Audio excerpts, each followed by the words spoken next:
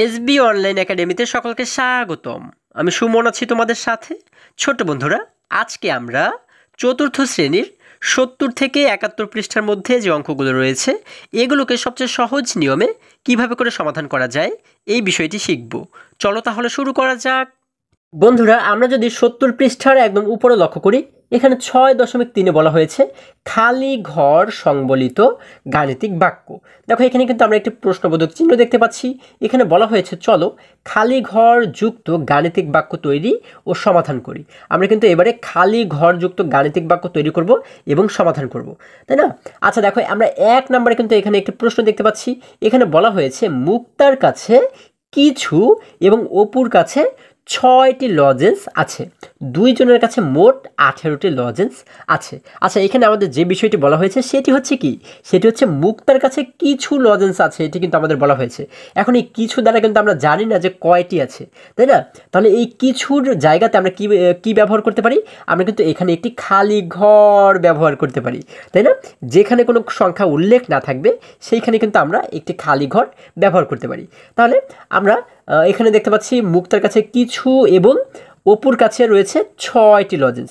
এখন এই দুজনের কাছে মিলে মোট রয়েছে ১৮টি লজেন্স, তাই না? এবারে যদি আমরা একটু নিচে লক্ষ্য করি, দেখো এখানে ১ নম্বরে আমাদেরকে বলা হয়েছে মোট কতটি লজেন্স আছে তার জন্য একটি গাণিতিক বাক্য তৈরি করি। আচ্ছা, মনে করি মুক্তার লজেন্সের সংখ্যা দেখো একটি খালি ঘর, তাই না? আচ্ছা, আমাদের যেহেতু বলা হয়েছিল যে মুক্তার কাছে কিছু লজেন্স আছে, এই কিছু দ্বারা কিন্তু আমরা জানি না যে তার কাছে কতটি লজেন্স আছে, তাই না? যার কারণে এই মুক্তার লজেন্সের সংখ্যাটাকে আমরা এই খালি ঘর দ্বারা প্রকাশ করব।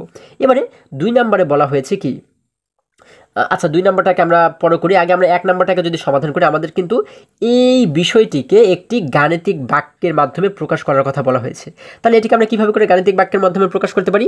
এখানে মুক্তার কিছু চকলেট রয়েছে এবং অপুর হচ্ছে আরও ৬টি লজেন্স রয়েছে। তাহলে এই দুজনের মিলে যেহেতু ১৮টি লজেন্স রয়েছে, তাহলে এটিকে আমরা গাণিতিক বাক্যের মাধ্যমে কীভাবে করে প্রকাশ করব? আমরা ১ নাম্বার দিয়ে কি লিখতে পারি? আমরা ১ নাম্বার দিয়ে লিখব হচ্ছে, প্রথমে আমরা যেহেতু মুক্তার হিসাবটি দেখতে পাচ্ছি, মুক্তার কাছে রয়েছে কিছু লজেন্স, তাই না? তাহলে আমরা এই কিছু মানে যেহেতু আমরা জানি না যে কয়টা, যার কারণে এই কিছুটাকে কিন্তু আমরা একটি খালি ঘর দ্বারা প্রকাশ করব, তাই না? তাহলে মুক্তার কাছে রয়েছে কিছু লজেন্স এবং অপুর কাছে রয়েছে কতটি? অপুর কাছে রয়েছে কিন্তু আরও ৬টি। তাহলে এই মুক্তার যে লজেন্স রয়েছে এর সঙ্গে কিন্তু অপুর লজেন্সটাকে আমরা যোগ করে দেব। তাহলে এই খালি ঘরের সঙ্গে আমরা একটি যোগ চিহ্ন দিয়ে লিখব কত? ৬, কারণ অপুর রয়েছে আরও ৬টি লজেন্স। তাহলে এই দুজনের মিলে মোট লজেন্স রয়েছে কতটি? ১৮টি। আমাদের কিন্তু বলা হয়েছে দুজনের কাছে মোট ১৮টি লজেন্স আছে। তাহলে এই দুটিকে যখন আমরা যোগ করব তখন কিন্তু আমরা পাবো হচ্ছে কত? ১৮, যার কোনো সমান চিহ্ন দিয়ে আমরা লিখে দেব ১৮, অর্থাৎ খালি ঘর যোগ ৬ সমান ১৮। অর্থাৎ এই দুটিকে যখন আমরা যোগ করব দুজনের মিলে মোট চকলেট হবে হচ্ছে ১৮টি। তাহলে এই দেখো, এই যে বাক্যটি আমরা তৈরি করেছি এটি হচ্ছে কি? এটি হচ্ছে গাণিতিক বাক্য। তাহলে আমাদের কিন্তু ১ নম্বর অঙ্কটিকে সমাধান করা হয়ে গেল। এবারে ২ নম্বরে বলা হয়েছে খালি ঘর পূরণের জন্য অজানা সংখ্যাটি নির্ণয় করি। এই যে খালি ঘর, এই খালি ঘরটা তো আমাদের পূরণ করতে হবে, তাই না? এখন এইখানে কোন সংখ্যা বসবে আমরা কিন্তু সেটি জানি না।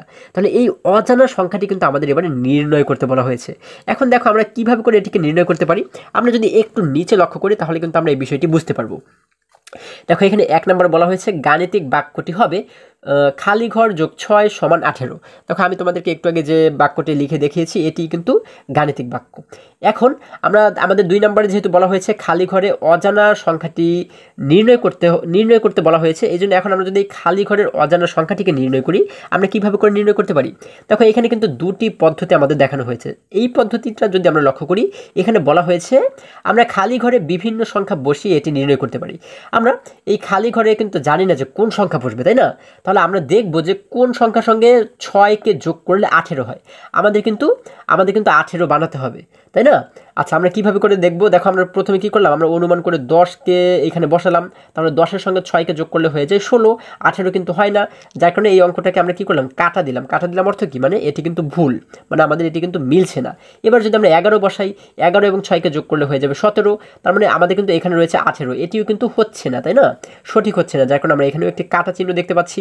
এবার যদি আমরা 12 বসাই, দেখো 12 এবং 6কে যোগ করলে হয় 18। দেখো এই 18 সঙ্গে কিন্তু মিলে যাচ্ছে, যার কারণে এটিকে আমরা একটি রাইট দিয়েছি, অর্থাৎ টিক মার্ক দিয়েছি। এবার যদি 13কে যোগ করি, দেখো 13 এবং 6কে যোগ করলে হয়ে যাবে 19, কিন্তু আমরা এখানে দেখতে পাচ্ছি 18। তার মানে এই অঙ্কটি কিন্তু আমাদের, যদি আমরা 13 বসাই তাহলে কিন্তু সঠিক হবে না, যার কারণে এটিকে আমরা একটি কাটা চিহ্ন দিচ্ছি।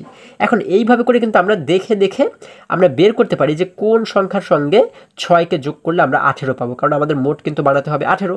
এই একটি পদ্ধতি। এবং আমরা কিন্তু দেখো এই পাশে আরও একটি পদ্ধতি দেখতে পাচ্ছি, সেটি হচ্ছে কি, এখানে এই মেয়ে শিশুটি বলেছে, দেখো আমরা কিন্তু একটি মেয়ে শিশুকে এখানে দেখতে পাচ্ছি, সে বলেছে আমরা যোগ ও বিয়োগের মধ্যকার সম্পর্ক ব্যবহার করেও সমস্যাটির সমাধান করতে পারি। তাহলে যোগ বিয়োগের মধ্যকার সম্পর্ক ব্যবহার করে আমরা এই সমস্যাটি কীভাবে সমাধান করতে পারি? আমাদের দেখো এখানে যেহেতু একটু খালি ঘর রয়েছে, এই খালি ঘরের সংখ্যাটি বসাতে হবে, মানে আমাদের কিন্তু বের করতে হবে, তাই না? এখন দেখো আমরা কীভাবে করে এটিকে সমাধান করতে পারি। এই দেখো, এই হচ্ছে আমাদের প্রশ্ন, তাই না? এখন এই খালি ঘরের সংখ্যাটিকে যদি আমরা বের করতে চাই, এই যে এইখানে যেহেতু রয়েছে যোগ, আমরা কি করব, এই 18 থেকে এই 6কে আমরা কি করব, বিয়োগ করে দেব। ঠিক আছে, 18 থেকে যদি আমরা 6কে বিয়োগ করে দিই, তাহলেই কিন্তু আমরা পেয়ে যাব যে এইখানে কোন সংখ্যাটি বসবে। ঠিক আছে, আচ্ছা, তাহলে 18 থেকে যদি আমরা 6কে বিয়োগ করি তাহলে আমরা পাবো কত? আমরা পাবো হচ্ছে 12। অর্থাৎ এই 12 সঙ্গে দেখো এখানে যদি আমরা 12 বসাই, এই 12 সঙ্গে যদি আমরা 6কে যোগ করি তাহলে কিন্তু 12 এবং 6 মিলে হয়ে যায় 18। আমাদের কিন্তু সঠিক উত্তর খুব সহজেই বের করা হয়ে যাবে, তাই না? আচ্ছা, তাহলে এই কথাটি কিন্তু এখানে বলা হয়েছে। দেখো এই খালি ঘরের সংখ্যাটিকে বের করার জন্য আমাদের কী করতে হবে? এই 18 থেকে বিয়োগ করতে হবে 6কে। 18 থেকে যখন আমরা 6কে বিয়োগ করলাম তখন আমরা পেয়ে যাচ্ছি 12, অর্থাৎ এই খালি ঘরের মান হচ্ছে 12। দেখো এই কথাটি নিচে বলা হয়েছে, খালি ঘর সমান সমান 12। তার মানে এই খালি ঘরে যে সংখ্যাটি বসবে সেটি হচ্ছে কত? 12। তাহলে আমরা খালি ঘরের অজানা মানটি কিন্তু বের করে ফেললাম, তাই না? আশা করি সকলে তোমরা খুবই সহজেই এই বিষয়টিও বুঝতে পেরেছো। এবারে যদি আমরা আরেকটু নিচে চলে যাই, দেখো এখানে 1 নম্বরে নিচে কিন্তু আমরা দেখতে পাচ্ছি এখানে 1 নম্বরে একটি প্রশ্ন রয়েছে। এখানে বলা হয়েছে তোমার কাছে 21টি বড়ই ছিল, যা থেকে তুমি কিছু বড়ই বন্ধুরা খেয়ে ফেলায় আর 14টি অবশিষ্ট আছে। আচ্ছা, আবার যদি আমরা একটু প্রশ্নটিকে বোঝার চেষ্টা করি, এখানে বলা হয়েছে তোমার কাছে 21টি বড়ই ছিল, যা থেকে কিছু বড়ই বন্ধুরা খেয়ে ফেলায় আর 14টি বড়ই অবশিষ্ট আছে। আচ্ছা, এবারে কিন্তু আমরা মনে হয় বুঝতে পেরেছি, তাই না? এখানে বলা হয়েছে তোমার কাছে 21টি বড়ই ছিল, এখন এই 21টি বড়ই থেকে তোমার বন্ধুরা কিছু বড়ই খেয়ে ফেললো। আচ্ছা, কিছু দ্বারা কিন্তু আমরা বুঝতে পারি না যে এই কিছু দ্বারা কোন সংখ্যাটিকে বোঝানো হয়েছে, মানে কয়টি বড়ইকে বোঝানো হয়েছে, তাই না? তাহলে এই কিছুটাকে আমরা ব্যবহার করতে পারি কি হিসাবে?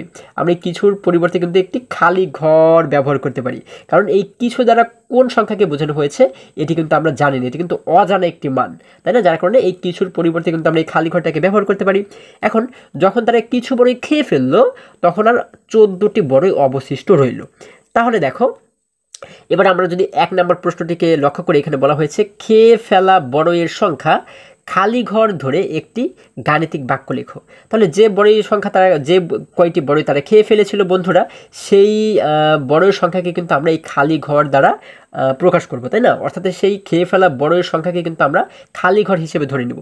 তাহলে এবারে কিন্তু আমাদের এটি থেকে একটি গাণিতিক বাক্য তৈরি করতে বলা হয়েছে। আমরা গাণিতিক বাক্যটাকে কীভাবে তৈরি করতে পারি? দেখো এখানে আমাদের কাছে মোট যেহেতু বড়ই ছিল 21টি, যার কারণে আমরা কী করবো? আমরা 1 নম্বর দিয়ে কী লিখবো? আমরা কিন্তু 1 নম্বর দিয়ে লিখতে পারি। দেখো আমি এইখানেই তোমাদের সমাধান করে দেখাই, হ্যাঁ? তোমরা কিন্তু খাতায় এই সমাধানটাকে কিন্তু খাতায় করবে। আচ্ছা, আমি এখানে 1 নম্বর দিয়ে আমরা শুরুতে কী করবো? যেহেতু আমাদের কাছে মোট বড়ই ছিল 21টি, তাহলে আমরা শুরুতে লিখবো হচ্ছে 21, এবং এই 21টি থেকে আমাদের বন্ধুরা কী করলো? কিছু বড়ই খেয়ে ফেললো। তাহলে কয়টি বড়ই খেয়ে ফেললো সেটি কিন্তু আমরা জানি না। আচ্ছা, যখন বন্ধুরা বড়ই খেয়ে ফেললো তখন কি বড়ই কমলো নাকি বাড়লো?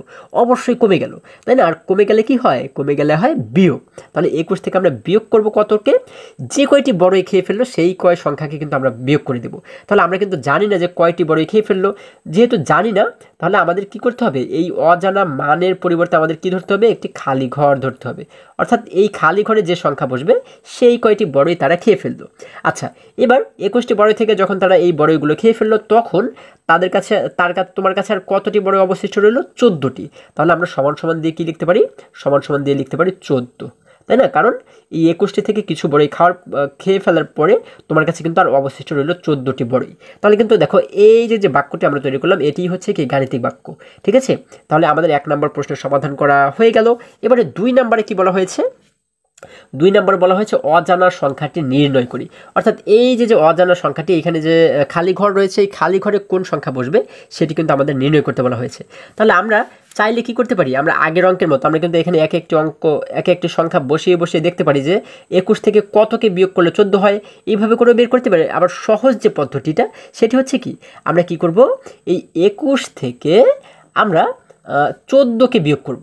ঠিক আছে, 21 থেকে যদি আমরা 14কে বিয়োগ করে দিই তাহলেই কিন্তু আমরা পেয়ে যাব যে বন্ধুরা কতটি বড়ই খেয়েছিল, অর্থাৎ এইখানের সংখ্যাটি কত হবে। তাহলে 21 থেকে যদি আমরা 14 বিয়োগ করি তাহলে আমরা পাবো হচ্ছে 7।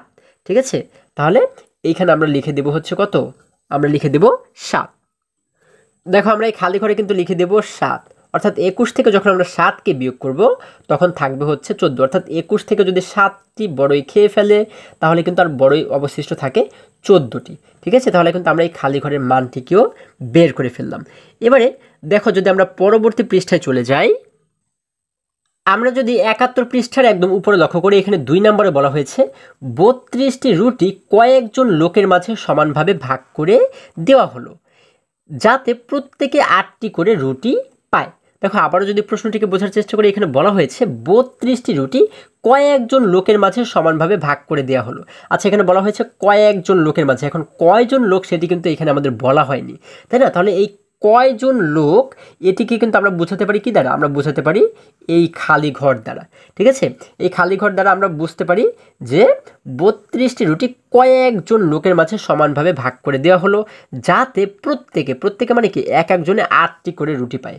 ঠিক আছে, আশা করি সকলে তোমরা এই উদ্দীপকটি বুঝতে পেরেছো। এবারে যদি আমরা 1 নম্বর প্রশ্নটি লক্ষ্য করি, এখানে 1 নম্বরে বলা হয়েছে লোকের সংখ্যা এই খালি ঘর ধরে গাণিতিক বাক্যটি লিখি। তাহলে আমরা কিন্তু জানি না যে কয়জন লোকের মাঝে ভাগ করে দেওয়া হয়েছিল, তাই না? তাহলে এই লোকের সংখ্যার জায়গাতে যদি আমরা এই খালি ঘরটি ধরি, খালি ঘরটি লিখি, তাহলে এবারে আমাদের এই যে উদ্দীপকটি এটিকে কিন্তু আমাদের গাণিতিক বাক্যের মাধ্যমে এটিকে কিন্তু আমাদের লিখতে বলা হয়েছে। তাহলে আমরা 1 নম্বর দিয়ে কীভাবে এটিকে সমাধান করতে পারি? আচ্ছা, যেহেতু বলা হয়েছে 32টি রুটি ছিল, তাহলে আমরা যার কারণে শুরুতে লিখব কি, শুরুতে লিখব হচ্ছে 32। এখন এই 32টি রুটি কয়েকজনের মাঝে সমানভাবে ভাগ করে দেওয়া হলো, আমাদের তো বলেই দেওয়া হয়েছে যে ভাগ করে দেওয়া হলো। তাহলে এই 32কে কী করবো, আমরা ভাগ করব, তাই না? আমরা 32-এর পরে একটি ভাগ চিহ্ন দেবো। এখন ভাগ করব কত দ্বারা, এই 32কে কিন্তু আমরা ভাগ করব লোক সংখ্যা দ্বারা। কয়জন লোকের মাঝে ভাগ করা হয়েছিল সেই লোকের সংখ্যা দ্বারা কিন্তু আমরা 32টি রুটিকে ভাগ করব। এখন আমরা কিন্তু জানি না যে কয়জন লোকের মাঝে ভাগ করা হয়েছিল, কিন্তু আমাদের বলা হয়েছে কি লোকের সংখ্যা খালি ঘর ধরে এটিকে সমাধান করতে বলা হয়েছে, যার কারণে লোকের সংখ্যার জায়গাতে আমরা কি লিখব, একটি খালি ঘর। আচ্ছা, তাহলে 32টি রুটিকে যখন এই লোকদের এতগুলো লোকের মাঝে ভাগ করে দেওয়া হলো তখন আর অবশিষ্ট রুটি রইল, তখন বলা হয়েছে কি যে ভাগ করে দেওয়ার পরে আর প্রত্যেকে 8টি করে রুটি পায়। অর্থাৎ 32টি রুটি যখন কিছু লোকের মাঝে ভাগ করে দেওয়া হলো তখন এক একজনে কয়টি করে রুটি পেয়েছে, এক একজনে কিন্তু 8টি করে রুটি পেয়েছে, যার কারণে আমরা সমান সমান দিয়ে লিখবো হচ্ছে 8। তাহলে আমাদের কিন্তু এই দেখো এখানে একটি গাণিতিক বাক্য তৈরি করা হয়ে গেল। এবারে 2 নম্বরে বলা হয়েছে অজানা সংখ্যাটি নির্ণয় করি। অর্থাৎ এই যে অজানা সংখ্যাটি, এই অজানা সংখ্যাটির অর্থ হচ্ছে কি এখানে লোক সংখ্যা কিন্তু আমরা এখানে বোঝাচ্ছি, তাই না? এই চিহ্নটা দ্বারা কিন্তু আমরা লোক সংখ্যাকে বোঝাচ্ছি। অর্থাৎ কতজন লোকের মাঝে এই রুটিটা ভাগ করে দেওয়া হয়েছিল সেই সংখ্যাটি কিন্তু আমাদের এবারে নির্ণয় করতে বলা হয়েছে। তাহলে এটিকে আমরা কীভাবে করে নির্ণয় করতে পারি? আমরা এখানে কিন্তু চাইলে এক একটা সংখ্যা বসিয়ে বসিয়ে মনে মনে ধরে আমরা দেখতে পারি যে 32-এর সঙ্গে কতকে ভাগ করলে 8 পাবো, এইভাবে করে সমাধান করতে পারি। অথবা সবচেয়ে সহজ নিয়ম হচ্ছে কি, দেখো আমরা এই যে খালি ঘরটা রয়েছে আমরা এটিকে কিভাবে করে সমাধান করতে পারি, আমরা নিচের লাইনে লিখতে পারি হচ্ছে, আমরা একটি বা দিতে পারি, বা দিয়ে আমরা নিচের লাইনে লিখতে পারি, আমরা শুধুমাত্র এইটাকে কি করব, এক পাশে রাখবো। এই যে খালি ঘর, এই খালি ঘরকে আমরা হয় ডান পাশে রাখবো, এই সমান সমানের ডান পাশে রাখবো, আর না হয় বা পাশে রাখবো। এটি যে পাশে থাকবে ওর সঙ্গে আর কিচ্ছু থাকবে না, ওর সঙ্গে আর কোনো সংখ্যা থাকবে না, এক পাশে শুধুমাত্র খালি ঘর থাকবে। ঠিক আছে, আচ্ছা আমরা এই খালি ঘরকে যদি এই পাশে পাঠিয়ে দিই দেখো, এবং এই খালি ঘর যদি এই পাশে চলে যায়, এই 8 কিন্তু এই পাশে চলে আসবে। ঠিক আছে, ওরা কিন্তু সাইড চেঞ্জ করবে, অর্থাৎ ওরা কিন্তু জায়গা পরিবর্তন করবে। দেখো এখানে শুরুতে রয়েছে 32, আমরা এখানে রেখে দিলাম 32, এরপরে রয়েছে ভাগ, আমরা রেখে দিলাম ভাগ। এরপর এই যে 8 রয়েছে, 8কে কিন্তু আমরা এই পাশে নিয়ে আসবো, তাই না? তাহলে 8 যদি এই পাশে চলে আসে, এখানে আমরা লিখে দিলাম 8, এবং সমান সমান রয়েছে, সমান সমানের পরে কিন্তু এই খালি ঘরটিকে আমরা এই ডান পাশে নিয়ে আসবো, তাই না? আচ্ছা, তাহলে আমরা কি পাচ্ছি দেখো, আমরা পাচ্ছি 32/8 সমান সমান খালি ঘর। এখন এই 32কে যদি আমরা 8 দ্বারা ভাগ করি তাহলে কিন্তু আমরা খালি ঘরের সংখ্যাটিকে পেয়ে যাব। 32কে 8 দ্বারা ভাগ করলে কয়বার ভাগ যায় দেখো, আমরা যদি 8-এর ঘরের নামটা পড়ি, 8 একে 8, 8 দুগুণ 16, 3 8 24, 4 8 32, তাহলে আমরা পাচ্ছি কি 32 সমান সমান হচ্ছে 4, 4 সমান সমান খালি ঘর। এই যে 4 সমান খালি ঘর, এটির অর্থ হচ্ছে কি, এটির অর্থ হচ্ছে খালি ঘরের মান 4, 4 সমান খালি ঘর বা খালি ঘর সমান 4, দুটার কিন্তু একই অর্থ, তাই না? অর্থাৎ আমরা বুঝতে পারি এই খালি ঘরের মান হচ্ছে 4, তাই না? তাহলে এইভাবে করে কিন্তু এই খালি ঘরের যে 4 হয় এই মানটাকে কিন্তু আমরা এইভাবে করে বের করতে পারি। এই 2 নাম্বার আমাদের যেহেতু বলা হয়েছে অজানা সংখ্যাটি নির্ণয় করে, আমরা কিন্তু ঠিক এই পদ্ধতি ব্যবহার করে অজানা সংখ্যাটিকে নির্ণয় করতে পারি। দেখো আমরা যদি একটু নিচে লক্ষ্য করি, এইখানে কিন্তু আমাদের দুটি পদ্ধতি দেখানো হয়েছে। একটি হচ্ছে আমরা মনে মনে একে একটি সংখ্যা এখানে ধরবো এবং ধরে ধরে দেখবো যে 32-এর সঙ্গে কতকে গুণ করলে ভাগ করলে আমরা 8 পাই। যেমন 32-এর সঙ্গে যদি আমরা 2কে ভাগ করি, আমরা যদি এই খালি ঘরে 2 বসাই তাহলে কিন্তু আমরা পাবো হচ্ছে, আমরা কিন্তু 8 পাবো না, তাই না? আমরা পাবো 16 দুগুণ 32। তাহলে আমাদের এই অঙ্কটি কিন্তু সঠিক হচ্ছে না। দেখো এই জন্য এখানে একটি কাটা চিহ্ন আমরা দেখতে পাচ্ছি। এবারে 32-এর সঙ্গে 3কে ভাগ করলেও কিন্তু আমরা 8 পাবো না, এই জন্য কাটা চিহ্ন দেখতে পাচ্ছি। 32-এর সঙ্গে 4কে ভাগ করলে কিন্তু আমরা পাবো 8, কারণ 4 8 32, যার কারণে এখানে কিন্তু আমরা একটি টিক চিহ্ন দেখতে পাচ্ছি। এবং 32-এর সঙ্গে 5কে ভাগ করলে কিন্তু আমরা 8 পাবো না, যার কারণে এখানে একটি কাটা চিহ্ন আমরা দেখতে পাচ্ছি। এটি হচ্ছে কি আমাদের সঠিক উত্তর, তাই না? অর্থাৎ আমরা বুঝতে পারি খালি ঘরে বসবে 4। এখন বলা হয়েছে আগের উত্তর যাচাইয়ের পদ্ধতিতে আমরা সমস্যাটি সমাধান করতে পারি। এখানে বলা হয়েছে ভাগের উত্তর যাচাইয়ের পদ্ধতিতে আমরা সমস্যাটি সমাধান করতে পারি। এখন ভাগের উত্তর বলতে কি, আমি তোমাদেরকে একটু আগে যে পদ্ধতিতে এখানে দেখিয়েছি সেই পদ্ধতি ব্যবহার করেই কিন্তু আমরা খুব সহজে খালি ঘরের সংখ্যাটিকে আমরা বের করতে পারি, তাই না? আমরা কি করেছি দেখো, এই যে খালি ঘরটি রয়েছে এটিকে আমরা এক পাশে রেখেছি, তাই না? এক পাশে রেখে আমরা কি করছি, এই যে 32 রয়েছে 32-এর সঙ্গে আমরা ভাগ করেছি 8কে, 32কে যখন 8 দ্বারা ভাগ করলাম তখন আমরা পাচ্ছি 4, ঠিক আছে? তাহলে এই 4 হচ্ছে কি আমাদের উত্তর। আশা করি সকলেই তোমরা খুব সহজেই এই অঙ্কটি বুঝতে পেরেছো। এই দেখো এখানে বলা হয়েছে সমান সমান খালি ঘর সমান 4, খালি ঘর সমান 4 অর্থ হচ্ছে কি খালি ঘরের ভিতরে বসবে হচ্ছে 4। এবার যদি আমরা আরেকটু নিচে চলে যাই, দেখো এখানে 2 নম্বরে বলা হয়েছে খালি ঘরকে অজানা সংখ্যা হিসেবে ব্যবহার করে নিচের বিবরণের গাণিতিক বাক্য লেখো এবং খালি ঘরের মান নির্ণয় করো। আচ্ছা, খালি ঘরটাকে আমাদের অজানা সংখ্যা হিসেবে ব্যবহার করতে বলা হয়েছে এবং নিচে যে বিবরণ দেওয়া রয়েছে এই বিবরণটাকে আমাদের গাণিতিক বাক্যের মাধ্যমে লিখতে বলা হয়েছে এবং এই যে খালি ঘর, খালি ঘরের মান আমাদের বের করতে বলা হয়েছে। তাহলে 1 নম্বরে কি বলা হয়েছে দেখো, একটি সংখ্যার সাথে 12 যোগ করলে যোগফল 180 হয়। তাহলে এখানে বলা হয়েছে একটি সংখ্যার সাথে, একটি সংখ্যা মানে কি, একটি সংখ্যা মানে কত সেটি কিন্তু আমরা জানি না। তাহলে এই অজানা সংখ্যাকে আমাদের কি ধরতে বলা হয়েছে, খালি ঘর ধরতে বলা হয়েছে। তাহলে এইখানে আমরা একটি খালি ঘর ধরবো। আচ্ছা, তাহলে এই সংখ্যার সঙ্গে যদি 12কে যোগ করি তাহলে যোগফল হবে 180। তাহলে এটিকে আমরা গাণিতিক বাক্যে কিভাবে প্রকাশ করতে পারবো, দেখো আমরা 1 নাম্বার দিয়ে লিখবো হচ্ছে, আমরা 1 নাম্বার দিয়ে কি লিখবো, একটি সংখ্যার সঙ্গে 12কে যোগ করলে, তাহলে আমরা একটি সংখ্যা যেহেতু খালি ঘর আমরা শুরুতে লিখবো হচ্ছে খালি ঘর, এই খালি ঘরের সঙ্গে যোগ করতে বলা হয়েছে কত, 12, কারণ আমাদের বলা হয়েছে একটি সংখ্যার সঙ্গে 12কে যোগ করলে, যার কারণে আমরা লিখবো হচ্ছে যোগ 12। যখন একটি সংখ্যার সঙ্গে আমরা 12কে যোগ করব তখন যোগফল হবে 180। তার মানে আমরা একটি সমান সমান দিয়ে যোগফল হবে কত, এই দুটিকে যোগ করলে হবে 180, আমরা এখানে লিখে দেবো 180। হ্যাঁ, দেখো আমরা পাচ্ছি খালি ঘর যোগ 12 সমান 180। তাহলে কিন্তু এটিকে আমাদের গাণিতিক বাক্যের মাধ্যমে প্রকাশ করা হয়ে গেল। এবারে আমাদের বলা হয়েছে যে খালি ঘরের মান নির্ণয় করা, আমাদের এবারে কিন্তু এই খালি ঘরের মান নির্ণয় করতে বলা হয়েছে। এখন এই খালি ঘরের মান আমরা কিভাবে করে নির্ণয় করতে পারি, আমরা দেখো আমরা একটি বা চিহ্ন দেবো। হ্যাঁ, আচ্ছা, আমরা যদি এটিকে একটু খাতায় সমাধান করার চেষ্টা করি, দেখো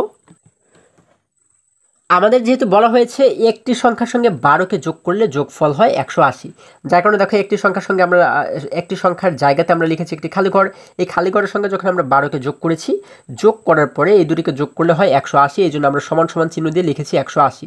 এবার এই খালি ঘরের মানটাকে কিন্তু আমাদের বের করতে বলা হয়েছে। আমরা এই মানটাকে কিভাবে করে বের করব, দেখো আমরা যে কাজটি করব সেটি হচ্ছে এই খালি ঘরটাকে সমান সমানের এক পাশে রাখবো এবং এই সংখ্যাগুলোকে অন্য পাশে আমরা নিয়ে যাব। ঠিক আছে, এই খালি ঘর শুধুমাত্র এক পাশে থাকবে। তাহলে খালি ঘরটাকে যদি আমরা এই পাশে রাখি, আমরা একটি বা দিতে পারি, বা দিয়ে এই খালি ঘরটাকে আমরা এই পাশে রেখে দিব এবং এই যে 12 রয়েছে 12টাকে আমরা এই পাশে পাঠিয়ে দেবো, সমান সমানের উল্টো সাইডে আমরা পাঠিয়ে দেবো। ঠিক আছে, এখন বিষয় হচ্ছে এই 12 যদি এইখানে যোগ হিসেবে থাকে এই পাশে এসে হয়ে যাবে বিয়োগ, যদি গুণ আকারে থাকে তাহলে এই পাশে এসে হয়ে যাবে ভাগ, মানে উল্টো হয়ে যাবে। ও যখন সাইড পরিবর্তন করবে তখন কিন্তু উল্টো হয়ে যাবে। যেমন দেখো এখানে কিন্তু যোগ আকারে আছে, তাই না? দেখো 12-র আগে রয়েছে যোগ, যার কারণে এই 12টা যখন এই পাশে চলে আসবে তখন ও হয়ে যাবে বিয়োগ। তাহলে দেখো আমরা কী করবো, এই 12 যেহেতু ওই পাশে চলে যাবে যার কারণে এখন আমরা লিখবো সমান সমান, এই সমান সমান লিখলাম, এই পাশে রয়েছে 180, আমরা লিখে দিলাম 180। এখন এই 12কে যদি এই পাশে নিয়ে আসি, এই 12 ছিল যোগ, ও হয়ে যাবে বিয়োগ, বিয়োগ হয়ে যাবে কত, 12। আগে ছিল যোগ 12, এখন হয়ে গেল বিয়োগ 12, তাই না? এবারে দেখো এখন আমরা কিন্তু এই খালি ঘরের মানটাকে পেয়ে যাব। এখন আমরা এই খালি ঘর দেখতে পাচ্ছি, খালি ঘরকে এরকমভাবে রেখে দিলাম, এখানে রয়েছে সমান সমান, আমরা লিখে দিলাম সমান সমান। এবার যদি এই 180 থেকে 12কে বিয়োগ করি, দেখো আমরা কিভাবে করে বিয়োগ করতে পারি। এই যে শূন্য রয়েছে, শূন্য থেকে কিন্তু শেষের 2কে আমরা বিয়োগ করতে পারবো না, কারণ আমরা জানি বিয়োগ করতে গেলে কিন্তু এই পাশের সংখ্যাটিকে বড় হতে হয়, তাই না? এখন এই শূন্যকে আমরা কিভাবে করে বড় বানাবো, এই পাশে যে 8 রয়েছে, 8-এর কাছ থেকে 1কে ধার করে ওর কাছে নিয়ে আসবো। দেখো ও কিন্তু রয়েছে শূন্য, যখন 8-এর কাছ থেকে 1কে ধার করে এই শূন্যের কাছে নিয়ে আসলাম, তখন 1 এবং 0 মিলে হয়ে গেল 10। এখন এই 10 থেকে কিন্তু 2কে আমরা বিয়োগ করতে পারবো, 10 থেকে 2 চলে গেলে থাকে হচ্ছে 8, আমরা লিখে দিলাম 8। এবার এইখানে যে 8 দেখতে পাচ্ছি, এখানে কি 8 রয়েছে? না বন্ধুরা, 8 থেকে যেহেতু 1কে ধার করে দিয়েছিলাম, তাই না? যার কারণে 1 কমে গিয়ে এই 8 এখন হয়ে গেল 7। ওর কাছ থেকে কিন্তু 1 কমে গেছে, যার কারণে 7 থেকে এই 1কে আমরা বিয়োগ করব, 7 থেকে 1 চলে গেলে থাকে হচ্ছে 6। এবং এখানে রয়েছে 1, এখানে কিন্তু আর কিছুই নেই, অর্থাৎ 1 থেকে যদি আমরা 0কে বিয়োগ করি তাহলে আমাদের 1ই থেকে যাবে। তাহলে আমরা এখানে মোট পাচ্ছি হচ্ছে 168। তাহলে এটি দ্বারা আমরা কি বুঝতে পারি, এই খালি ঘর সমান সমান 168। আমরা লিখতে পারি সুতরাং খালি ঘর সমান সমান 168, অর্থাৎ এটির অর্থ হলো খালি ঘরের মান 168। এটি হচ্ছে কি আমাদের উত্তর। ঠিক আছে, আমরা উত্তর দিয়ে কিন্তু এই লাইনটি লিখবো যে খালি ঘর সমান সমান 168। তাহলে কিন্তু খালি ঘরের মান আমাদের বের করা হয়ে গেল। আশা করি সকলে তোমরা খুবই সহজেই বুঝতে পেরেছো। এবারে যদি আমরা 2 নাম্বার অঙ্কটির কাছে চলে যাই, দেখো এখানে 2 নম্বরে বলা হয়েছে একটি সংখ্যার সাথে 15 গুণ করলে গুণফল 270 হয়। আচ্ছা, তাহলে আমাদের বলা হয়েছে একটি সংখ্যার সঙ্গে, একটি সংখ্যা মানে কি, একটি সংখ্যা কিন্তু আমরা জানি না যে সংখ্যাটি কত, যার কারণে কি এই অজানা সংখ্যাকে আমরা কি ধরবো, আমাদের কিন্তু এখানে বলা হয়েছে অজানা সংখ্যাকে খালি ঘর ধরতে। তাহলে এই একটি সংখ্যাকে যদি আমরা খালি ঘর ধরি, এই একটি সংখ্যার সঙ্গে যদি আমরা 15কে গুণ করি, দেখো আমাদের বলা হয়েছে এটির সঙ্গে 15কে গুণ করলে গুণফল হয় 270। তাহলে এটিকে আমরা কিভাবে করে লিখতে পারি, আমরা 2 নাম্বার দিয়ে লিখতে পারি একটি সংখ্যা মানে কি, একটি সংখ্যা মানে খালি ঘর, এই একটি সংখ্যার সঙ্গে গুণ করতে বলা হয়েছে কাকে, 15কে কিন্তু গুণ করতে বলা হয়েছে, তাই না? যার কারণে আমরা একটি গুণ চিহ্ন দিয়ে লিখতে পারি 15। তাহলে একটি সংখ্যার সঙ্গে যখন আমরা 15কে গুণ করব, গুণ করলে গুণফল হবে 270। তাহলে এই গুণফলটাকে কোথায় লিখতে হয়, সমান সমান দিয়ে শেষে কিন্তু লিখতে হয়।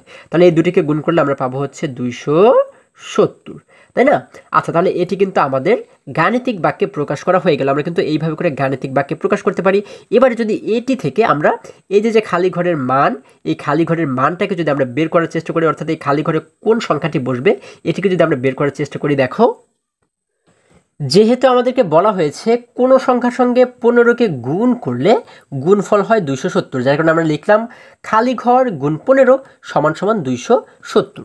এখন এই যে খালি ঘর, এই খালি ঘরের মান কত সেটিকে আমরা কিভাবে করে বের করতে পারি, আমরা একটি বা দিব, বা লিখে আমরা কি জানি, আমরা এই খালি ঘরটাকে কিন্তু শুধুমাত্র এই পাশে রাখবো, সমান সমানের এই পাশে খালি ঘরটিকে রাখবো এবং এই সংখ্যাটাকে কিন্তু অপোজিট সাইডে অর্থাৎ উল্টো সাইডে কিন্তু পাঠিয়ে দেবো, এই সমান সমানের উল্টো সাইডে পাঠিয়ে দিব, তাই না?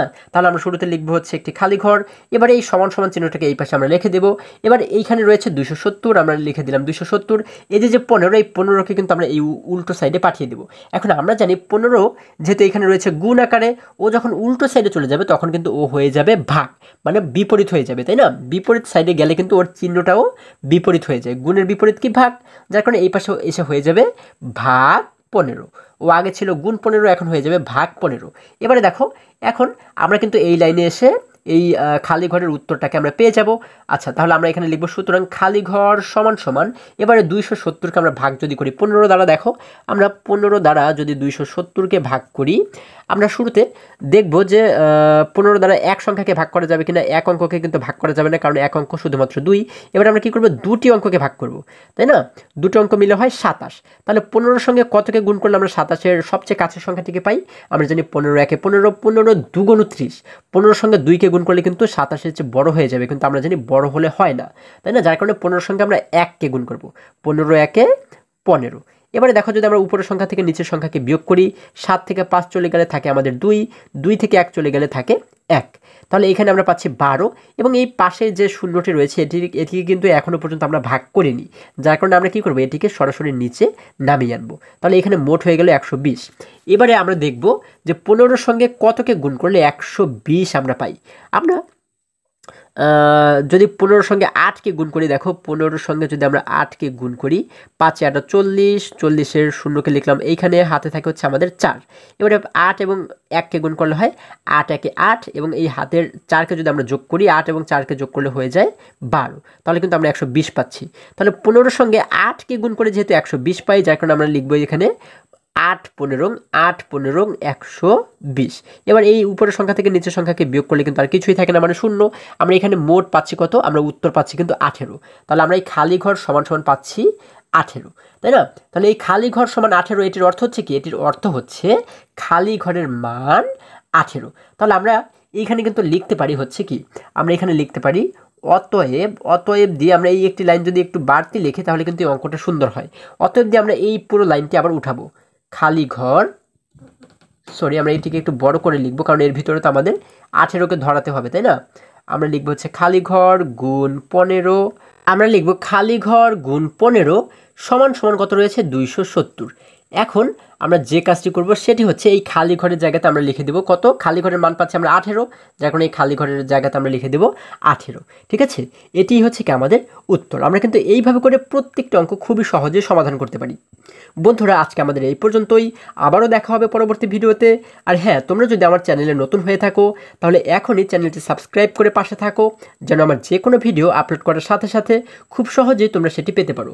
এবং চতুর্থ শ্রেণীর যে কোনো পৃষ্ঠার সমাধান দেখতে এই সোজা যে লিঙ্কটি দেখতে পাচ্ছ, এই লিঙ্কে প্রবেশ করে যে কোনো মুহূর্তে যে কোনো পৃষ্ঠার সমাধান তোমরা কিন্তু চাইলে দেখে নিতে পারো। সকলে ভালো থাকো, সুস্থ সবল থাকো, এই কামনা করে শেষ করছি। ধন্যবাদ সকলকে।